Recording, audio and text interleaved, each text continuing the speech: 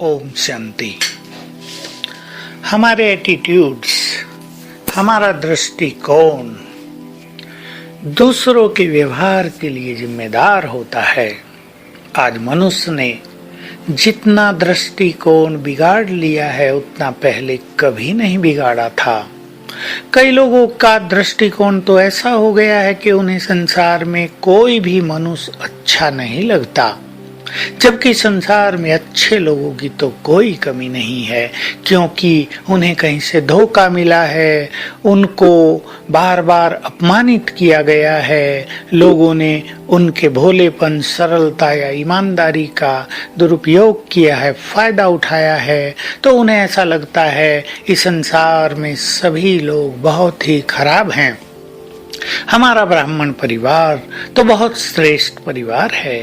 ये देव कुल की महान आत्माओं का परिवार है, ये भगवान का परिवार है, ये वो परिवार है जिसमें सभी ने पवित्रता अपना ली है, ये वो परिवार है जो सभी भगवान के कार्यों में लग गए हैं, जिन्होंने अपने जीवन को परिवर्तन करने का संकल्प कर लिया है और जो कर रहे हैं।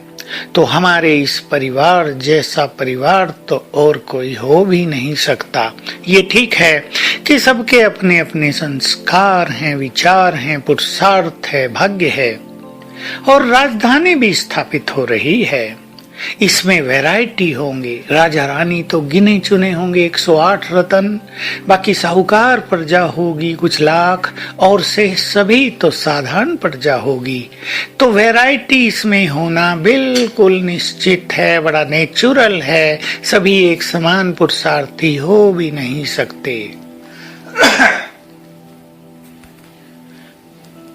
तो हमें ये याद रखना है कि हम राज्य स्थापित कर रहे हैं, इसमें वैरायटी होना बड़ा नेचुरल है। दूसरी बात, हम सभी आत्माएं जन्म जन्म के साथी हैं। यहाँ वही साथी बने हैं जो जन्म जन्म साथ रहे हैं, जिनका जन्म जन्म का कर्मों का खाता है, अच्छा या बुरा।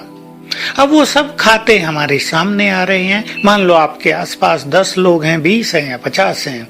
किसी से प्रेम है, किसी से टकराव है, किसी से घृणा है, किसी के लिए बदले की भावना है, क्योंकि ये सब हमारे पूर्व जन्मों का कर्मों का हिसाब किताब है। किसी ने आपको बहुत सताया हो, उसके लिए मन में बदले की भावना अग्नि की तरह दहकती रहती है। पता नहीं चलता क्यों उस व्यक्ति को देखते ही मन क्रोध से भर जाता है। ये पूर्व जन्मों का खेल है।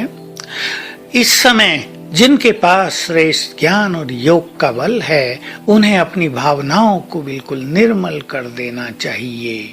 इसे स्वीकार कर लेना चाहिए कि ये वैरायटी तो है और रहेगी, लेकिन इस समय हमें इससे ऊपर उठकर साक्षी भाव, शुभ भाव और क्षमा भाव के द्वारा अपने चित्त को निर्मल और शांत कर देना है।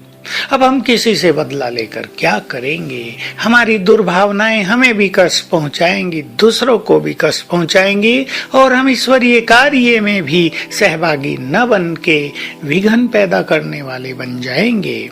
तो सभी साक्षी भाव धारण करें। कर्मों का हिसाब किताब चुकत हो रहा है, ये याद करें। आत्माएं हिसाब लेने, कर्ज लेने आई हैं, ये याद करें। और सबके लिए एक सुंदर दृष्टि रख लिया करें। ये देव कुल की महान आत्माएं हैं, ये भगवान के बच्चे हैं, इन्होंने भी महान त्याग किया है, इन्होंने भी श्रेष्ठ पथ पर कदम रखा है। देखिए, जब हम दूसरों को ज्ञान देते हैं, कितनी भावनाएं होती हैं कि ये बाबा का बन जाए, ये भी सन्मार्ग पर आ जाए।